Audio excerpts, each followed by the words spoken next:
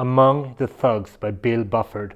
Some books are more disturbing than others, and this is one of them.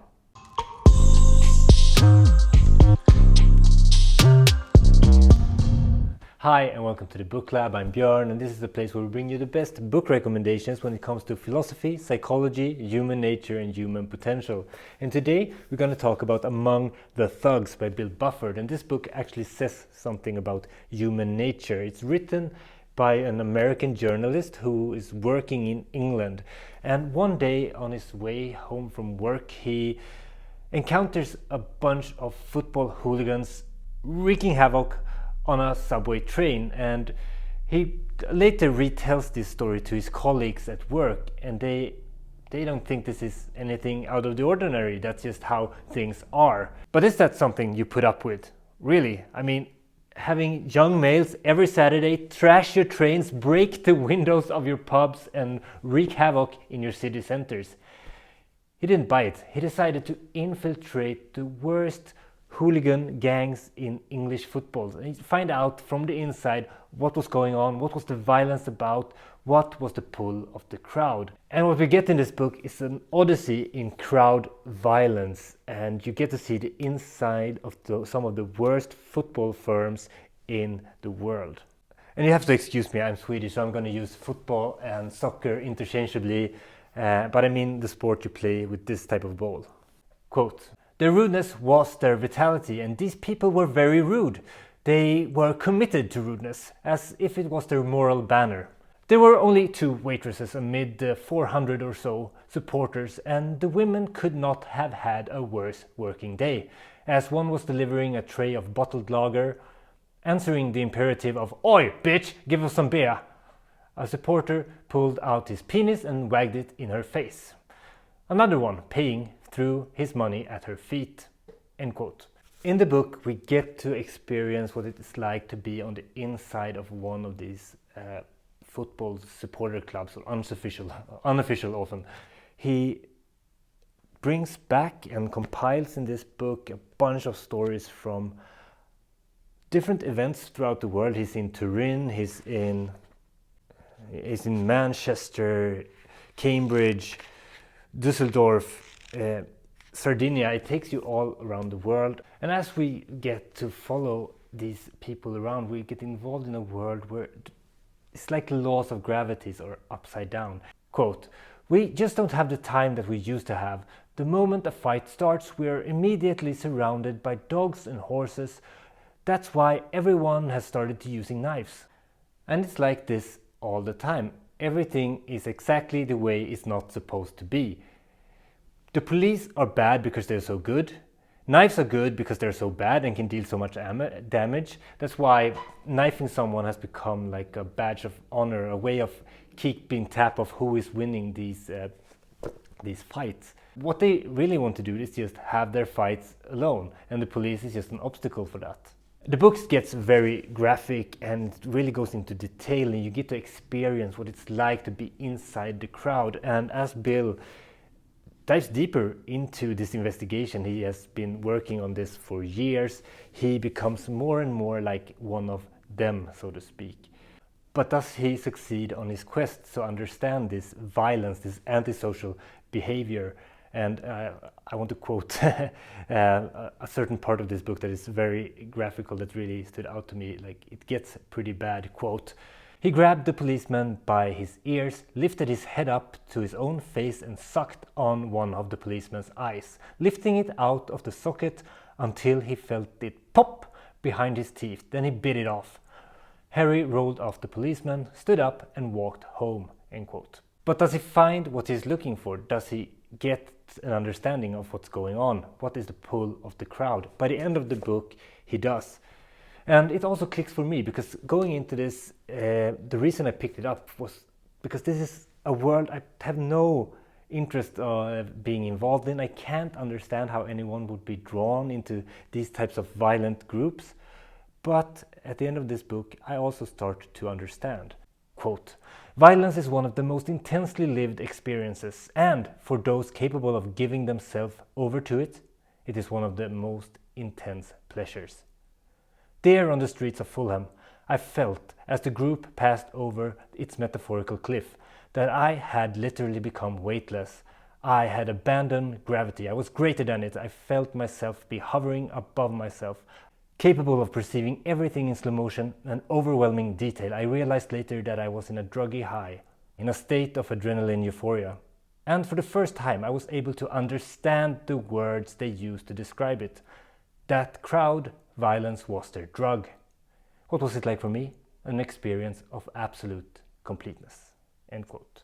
And by the end of the book, it clicks for me too. I start to understand the pull of the crowd, to conform, to stand side by side for a common goal, to experience unity. And not unlike an orgy, it's an escape from separateness.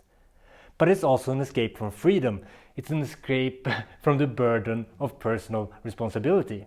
It also taps into primal and tribal tendencies that resonates biologically with the male psyche more than women's. Hence, the pull of the crowd makes sense psychologically, even though this book has more of a sociological perspective on the phenomenon of football hooliganism. And if you have I read this book at the same time, The Righteous Mind by Jonathan Haidt, and it has surprisingly a lot of overlap with this book, and there's kind of a cross-pollination of ideas going on when I read both of these at the same time. And this book talks about the muscular bonding hypothesis, and it's about walking together in time. It's a mechanism that has been evolved for us to allow us to temporarily shut down our sense of self. Muscular bonding allows us to forget ourselves, trust others, work and function as a unit, and crush less cohesive groups. Jonathan Haidt also quotes William McNeill, who is an old military dude and historian who actually coined this term, and he talks about this phenomenon in the situation of marching in the military. Quote, "Words are inadequate to describe the emotions aroused by prolonged movement in unison that drilling involves. A sense of pervasive well-being is what I recall. More significantly, a strange sense of personal enlargement, a sort of swelling out, becoming bigger than life, thanks to the participation in collective ritual." End quote. I thought it was worth tying these two books together. This one is great, by the way. If you haven't read it already, don't be lazy, order it now. But it's interesting to connect phenomenons like this to what research actually says about evolutionary psychology. But does the author find his answer to the cause for all of this? Why is this happening? Why are people acting in this antisocial manner? In the end, he doesn't. He concludes that it's all what it looks like on a surface level at first glance and nothing more. And he ends the book on this quote: "This bored, empty, decadent generation consists of nothing more than what it appears to be. It is a lad culture without mystery, so deadened that it uses violence to wake itself up. It pricks itself so that it has feeling, burns its flesh so that it has smell." End quote. Why did I love this book?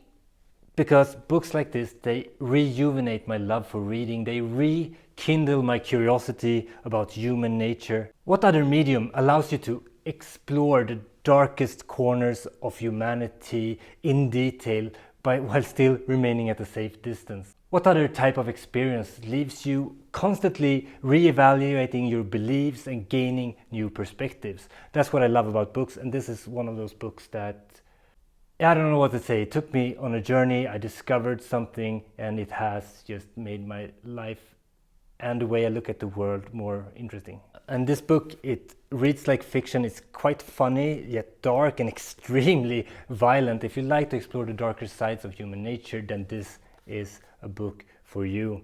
I like picking up a book like this from time to time, something that digs into a topic that is unexplored from my part. It gives hint about what it means to be human from a very specific angle. I mean, hooliganism, that's not my usual cup of tea. I don't even care about football or soccer at all. But from time to time, I like a book like this. I call them a palate cleanser book that I can sneak in between other reads just to